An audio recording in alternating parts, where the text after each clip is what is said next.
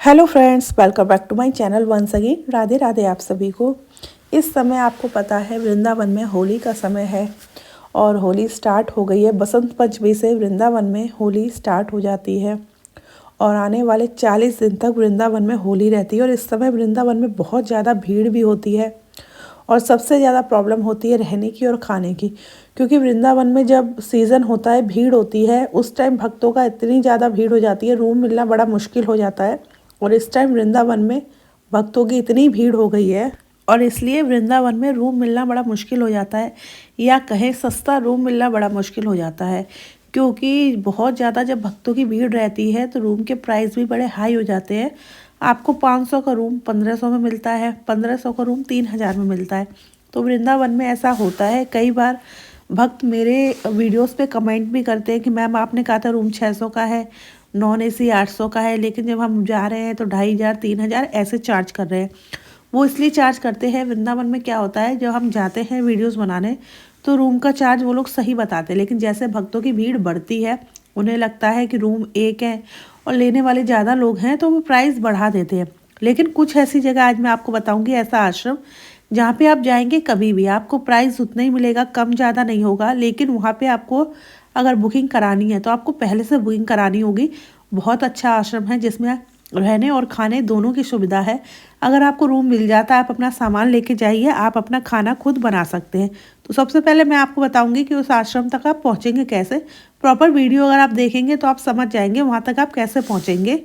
अभी आपने देखा हमने जो अपनी वीडियो की शुरुआत की थी वो हमने शुरुआत की थी मेरो वृंदावन से। मेरो वृंदावन से हम कहीं नहीं मुड़े हैं, बिल्कुल सीधे जा रहे हैं। तो आप लोगों को बिल्कुल सीधे जाना है। और जब आप मेरो वृंदावन से आएंगे सबसे पहले पड़ेगा आपको माँ वैष्णो देवी जी का मंदिर। जो लोग वृंदावन आए हैं और इस रास्ते से आए हैं छठीकरा वाले से, उनको पता होगा कि वैष्णो देवी जी का मंदिर कहाँ पड़ता है। और वैष्णो देवी जी मंदिर के बाद आप जाएंगे पड़ेगा प्रिया कांजू मंदिर। प्रिया कांजू मंदिर जो कि देवकी नंदन जी का है। आप सब लोग भक्त जानते होंगे, देवकी नंदन जी कथावाचक है और बहुत ही ज़्यादा फेमस है, सबको पता होगा। जिनको नहीं पता है उनके लिए मैं बता रही हूँ।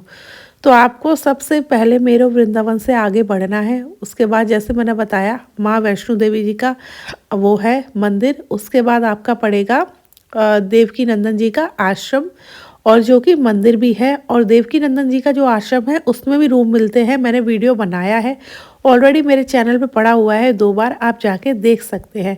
उसके बाद आपको बिल्कुल सीधे जाना है, कहीं नहीं मुड़ना है, बिल्कुल सीधे जाना है। देखिए इस रोड पे आपको पता है जब छठीकरा से आते हैं बिल्कुल सीधे जाते हैं तो आगे आपका पड़ता है प्रेम मंदिर। अभी देखिए हम लोग पहुंच गए हैं। ये जो आपको दिख रहा है वीडियो में ये है प्रिया कांजू मंदिर जो कि देवकी नंदन जी का है। और जो लोग वृंदावन आए हैं वो लोग गए होंगे, दर्शन किए होंगे। जो लोग नहीं आए हैं या आए हैं वृंदावन यहाँ नहीं गए, उन्हें बता दूं आप जाइए मंदिर में दर्शन कीजिए। अंदर बहुत अच्छी गुफा बनी है जिसमें हमारी जो देवियाँ हैं जिनके 9 रूप है, जिनका नवरात्रि होता है, नवरात्रि आता है, नवरात्रि में जो 9 रूप की हम लोग पूजा करते हैं वो 9 रूप बने हुए हैं, बड़े ही प्यारे बने हुए हैं। और अंदर जो गुफा है बहुत ही अच्छी है। तो आप अगर आप लोग आ रहे हैं तो दर्शन करने जरूर जाएं। उसके बाद हम आगे बढ़ेंगे सीधा देवकी नंदन जी के आश्रम से। हमें जैसे मैंने बताया बिल्कुल सीधे जाना है, कहीं पे भी मुड़ना नहीं है। आप सीधे जाएंगे तो आपका आता है प्रेमानंद जी का आश्रम सोसाइटी जिसमें वो रहते हैं, श्री कृष्ण शरणम उनकी सोसाइटी है। और उसके भी आगे अगर आप जाएंगे तो आपका आएगा प्रेम मंदिर। अभी हम प्रेम मंदिर जाएंगे। प्रेम मंदिर से आगे पड़ता है आपका इस्कॉन टेम्पल, और इस्कॉन टेम्पल से आगे आपका पड़ता है इंद्रेश जी का घर। इंद्रेश जी जो कि कथावाचक है, आप सबको पता होगा उनका घर। और उससे अगर आप आगे जाएंगे तब आपका पड़ेगा फोगला आश्रम। तो मतलब आपको जब छठीकरा से आप आ रहे हैं तो आपको कहीं नहीं जाना, बिल्कुल सीधे जाना है। और फोगला आश्रम में मैं आपको बता दूं कि आप अगर आ रहे हैं और लेना चाहते हैं तो आपको बुकिंग पहले से ही करानी होगी। और फोगला आश्रम के बारे में मैं आपको बता रही हूँ, मैं गई हूँ प्रॉपर, मैंने देखा है किस तरीके का फोगला आश्रम है, मैं रही भी हूँ।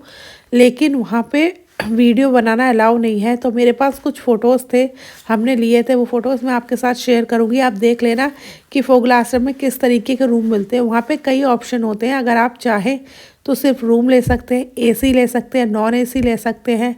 और आपको वो भी रूम मिल जाएगा जिसमें किचन भी होता है। अगर आप चाहें अपने साथ लड्डू गोपाल लेके आ रहे हैं उनके लिए भोग प्रसादी खुद बनाना चाहते हैं तो आप फोगला आश्रम में वो रूम ले सकते हैं, क्योंकि वहाँ पे रूम के साथ किचन भी मिल जाता है, ऐसा ऑप्शन भी है।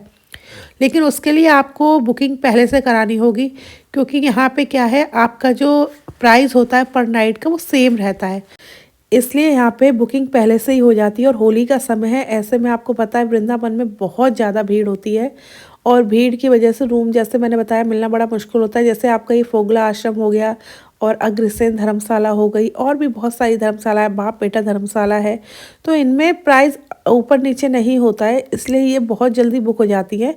इसलिए आप चाहे तो इनकी साइट पे जाके आप बुकिंग करा सकते हैं और पहले से बुकिंग करा लें तो आपको रूम मिल जाएगा। नहीं तो अगर आप इंस्टेंट जाएंगे कि आप वृंदावन पहुंच गए उसके बाद अगर आप जाएंगे तो रूम मिलना अब तो मुश्किल है। वैसे आपको नॉर्मल मिल भी जाता, लेकिन जो आपका होली का समय है, होली के समय में तो आपको रूम मिलना बिल्कुल पॉसिबल नहीं है। उसके लिए आपको पहले से ही बुकिंग करानी होगी। मैं आपको बता दूँ, फोगला आश्रम में 2 महीने पहले से लोग बुकिंग करा लेते हैं। और फोगला आश्रम में सबसे अच्छी चीज़ क्या है, वहाँ हॉल बना है जिसमें कथा भागवत होती रहती है, और जब कथा भागवत होती है तो भंडारा भी लगा रहता है।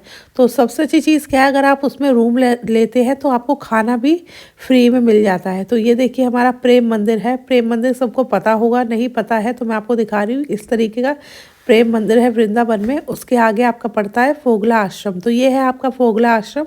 इस तरीके का गेट होगा, यहाँ से आपको अंदर जाना है। अंदर आप इंक्वायरी पे जाएंगे, आपको बात करनी होगी रूम के लिए।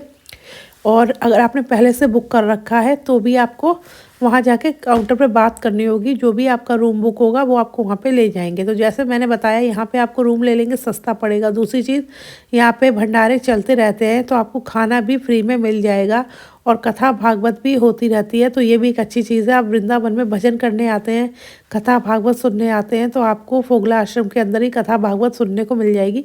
ये है यहाँ के रूम बिल्कुल नीट एंड क्लीन, साफ़ सुथरे होते हैं, हर चीज़ का ध्यान रखा जाता है। इसमें आपको एसी भी मिल जाता है, नॉन एसी मिल जाता है, दोनों ऑप्शन मिल जाते हैं। तो अगर आप वृंदावन आ रहे हैं और फोगला आश्रम में रूम लेना चाहते हैं, आने से पहले बुकिंग करा लीजिए। अदरवाइज इसके साइट पे जाके आपको नंबर मिल जाएगा, वहाँ से भी आप बुकिंग करा सकते हैं। तो ये है आपका फोगला आश्रम, जो कि बड़ी प्राइम लोकेशन पड़ता है। बांके बिहारी मंदिर भी यहाँ से पास है, प्रेम मंदिर, इस्कॉन मंदिर, प्रेमानंद जी का आश्रम, सब कुछ बिल्कुल पास है। पूज्य प्रेमानंद जी महाराज के रात में दर्शन भी कर सकते हैं। तो ये था मेरा ब्लॉग। आई होप आपको पसंद आया हो, आज की जानकारी आपको अच्छी लगे। ऐसे ही अच्छे अच्छे ब्लॉग आपको देखने को मिलते रहेंगे। यहाँ पे वीडियो बनाना अंदर अलाउ नहीं है, इसलिए मैंने आपके साथ कुछ फ़ोटो शेयर किए जो हमने वहाँ पे ली थी। तो आई होप आपको आज का ब्लॉग मेरा पसंद आया होगा। अगर आपको मेरा ब्लॉग पसंद आए तो मेरे चैनल को लाइक, सब्सक्राइब, शेयर करना ना भूलें। आपसे मिलेंगे अपने नेक्स्ट ब्लॉग में। अभी के लिए राधे राधे।